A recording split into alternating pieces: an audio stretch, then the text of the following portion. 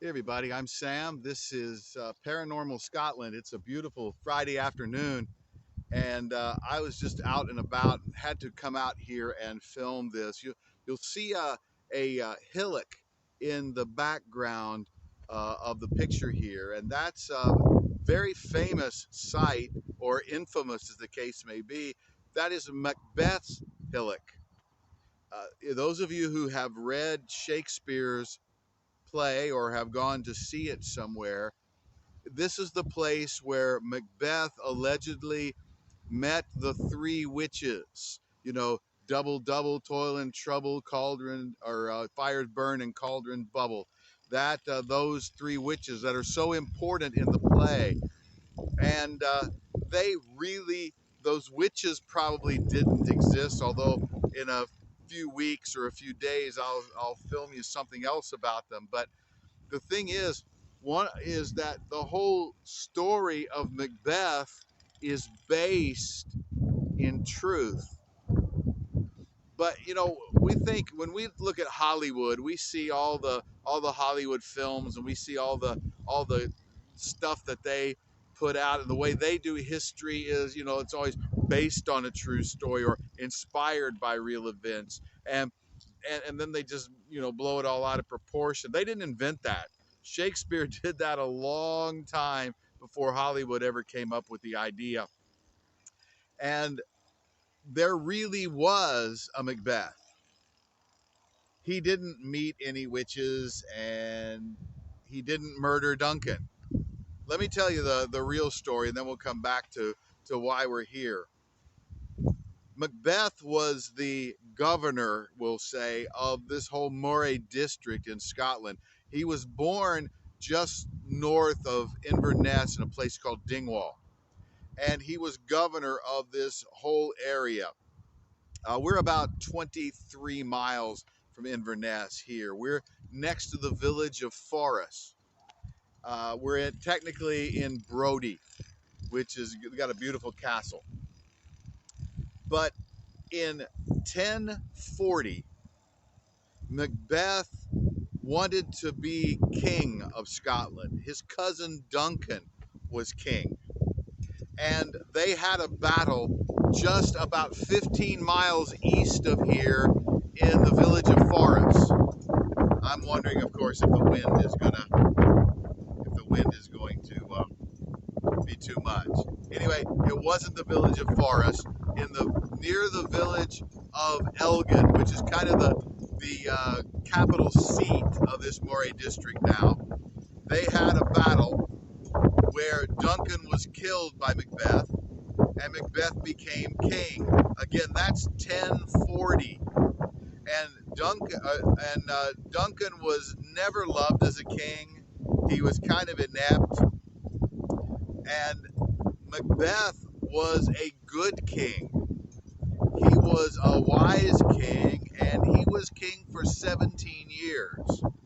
Now he moved his capital down south, well, south of where I am, but in central Scotland, near the city of Perth today.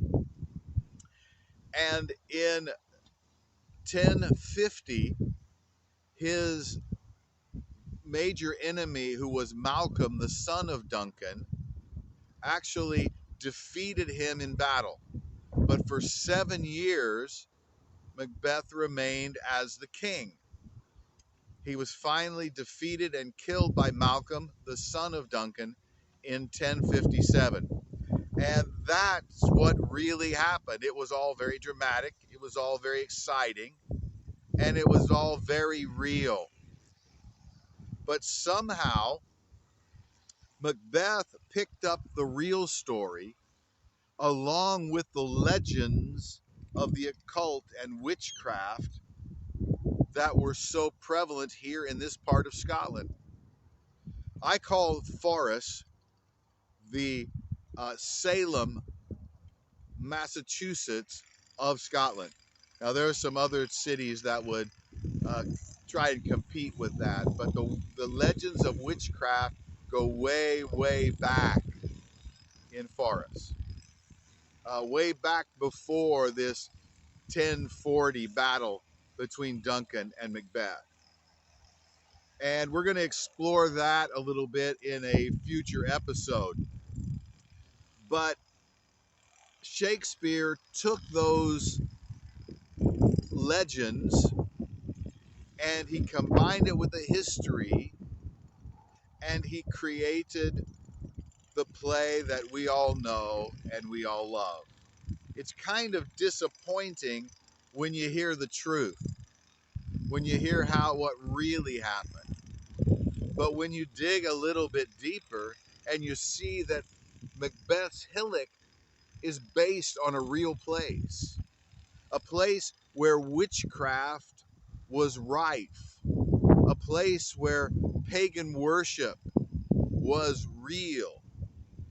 In a few weeks, I'm going to show you a standing stone in Forest. I'm going to show you the place where the last witch was killed there. But we think, you see, Scotland is a very old country with very old traditions. And we tend to think with 21st century minds about the supernatural, about the paranormal. And when we come to a country that's very ancient, like Scotland, those legends, those mysterious things from the past are at our fingertips. We run into them every day.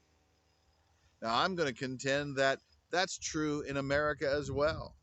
That America is much older than most of us realize.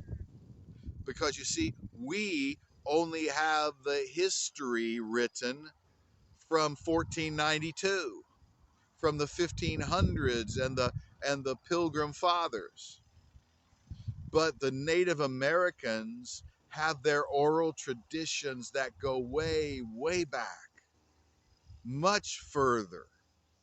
Unfortunately, most of them were not written down. But just like the ancient people in Scotland, or even in what we call the Holy Land, just as those people maintained their oral traditions, the Native Americans have maintained theirs. And the paranormal, the supernatural, is a part of that history. And over the weeks, we're going to explore why every culture has so much interesting paranormal information in its history. We're going to look at the Bible. We're going to look at some of these neat and scary sites. I'm going to take you down to Loch Ness. We're going to look for the monster. And I'm going to talk to you about how Loch Ness is not just the monster capital of Scotland, but also one of the UFO capitals. Why would that be? What is there about Scotland that attracts all of this legend, all of this mythology, all of these stories that seem so weird to us in the 21st century? I hope that you'll stick around, and I hope that you'll hit the like button, and I hope that you'll hit the subscribe button, and that you'll come back and tour Paranormal Scotland with me. Now, this is my first episode. I don't have a clue how to edit these videos. This is going to be a growth process. And I would love for you to come along and grow with me and go with me and enjoy us as we visit Paranormal Scotland.